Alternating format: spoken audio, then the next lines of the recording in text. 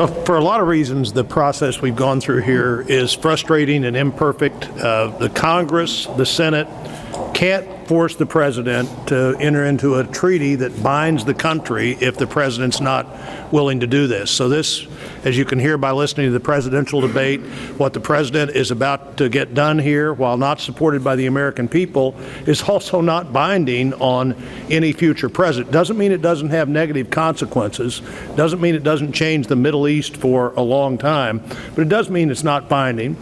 And so some frustration about the process we're going through, but at least the process created 60 days where this was talked about. And before that started, 98 senators, as has already been mentioned, voted that we should vote on this agreement. Now, we've had 60 days to talk, so we have had our say.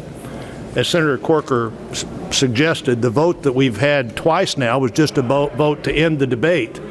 I don't see anybody on the other side eager to continue the debate, but they're not prepared to vote to end the debate, because that means you'd actually have to vote on the agreement, something that they all said in just a few months ago that the Congress should do. So we come to the end of this process, and the vote we'll have this week on the Leader's Amendment. Of course, that's a reasonable position for us to take. When the person we just negotiated with, his government, the supreme leader of Iran, says that Israel should not exist 25 years from now, and you would assume that's when they're on the best behavior while they're trying to get us to agree to a deal.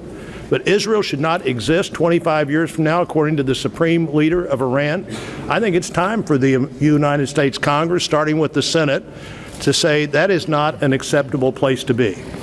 And 3 hostages, a Christian pastor, a former member of the U.S. military, and a reporter, being held apparently because they're a Christian pastor, a former member of the U.S. military, and a reporter, should have been, months ago, one of the things we insisted on happen, that they be set free before these negotiations even continued. They haven't. Those people and their family continue to suffer.